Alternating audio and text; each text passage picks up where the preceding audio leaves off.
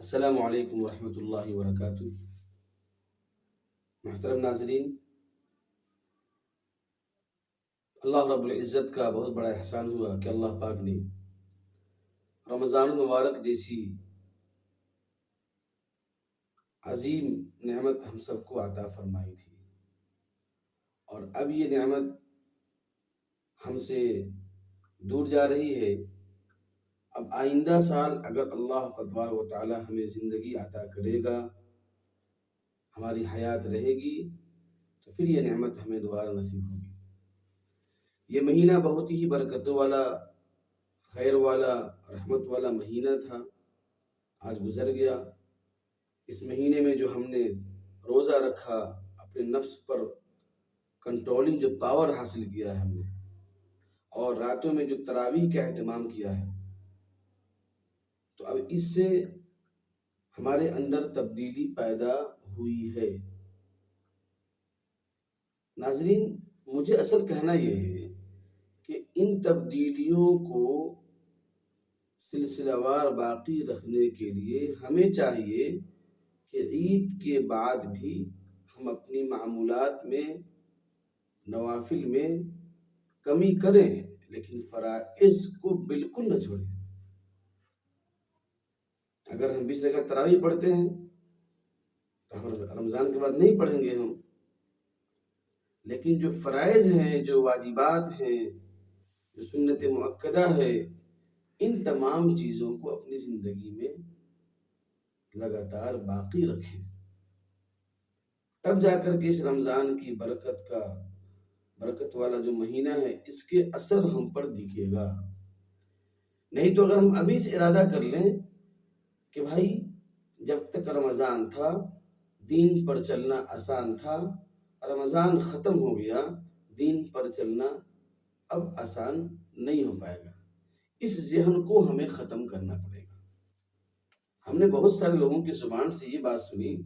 ارے بھائی پڑھ لو، 2-3 روز تو اور ہے ہی، اس کے بعد پھر مستی کریں گے۔ یہ کتنا خطرناک جملہ ہے۔ کیا رمضان میں اللہ کی مدد آتی ہے؟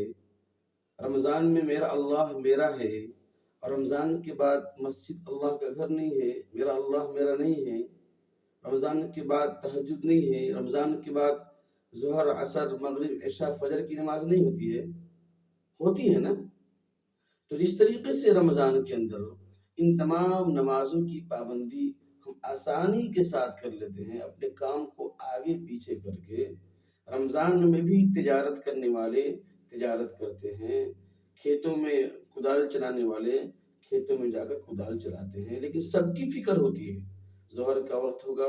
ظہر کی نماز پڑھیں گے، عصر کا وقت ہوگا، عصر کی نماز پڑھیں گے، مغرب کا وقت ہوگا، مغرب کی نماز پڑھیں گے، عشاء کا وقت ہوگا، عشاء کی نماز پڑھیں گے، تراویح پڑھیں گے۔ سب کی فکر ہوتی ہے کہ صبح صادق کے وقت ہم سحری کا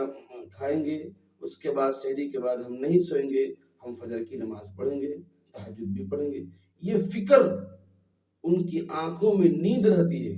لیکن ان کو فکر رہتی ہے کہ ہمیں فلاں وقت فلاں نماز پڑھنی ہے، فلاں نفل پڑھنی ہے، تو سب چیزیں آسان ہو جاتی ہیں۔ اس لیے اس فکر کو شوال میں بھی باقی رکھنا ہے، شوال کے بعد باقی رکھنا ہے، لگاتار جو 11 مہینے اس میں بھی باقی رکھنا ہے، اور اپنے آپ کو اللہ کے سپرد جس طرح ابھی کیے ہیں، اللہ کے دین کے حوالے جس طرح ابھی کیے ہیں، رمضان کے بعد بھی کریں گے، تب جا کر کے زندگی میں تبدیلی پیدا ہوگی۔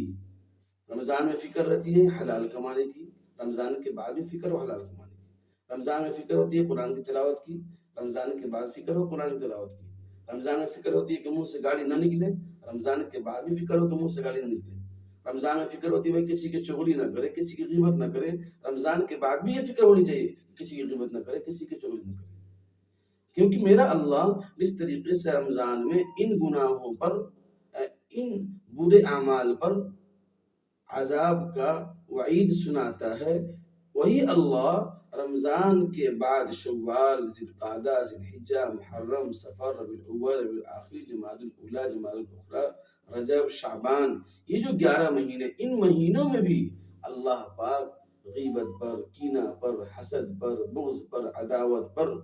اپنے عذاب کا وعید ہم کو سناتا ہے۔ اس لیے میرے بھائی بزرگوں دوستوں، رمضان میں ایک ماحول بنا ہے، اس ماحول کو کنٹینیو اور لگاتار باقی رکھنے کے لیے میری آپ سے گزارش یہ ہے کہ آپ یہ نیت کریں کہ انشاءاللہ ہم لوگ اس طرح رمضان کے اندر اللہ کی عبادت میں، اللہ کے ذکر میں، اللہ کی فکر میں اپنے آپ کو لگائے رکھیں۔ انشاءاللہ رمضان کے بعد بھی 11 مہینے میں بھی ہم اللہ کی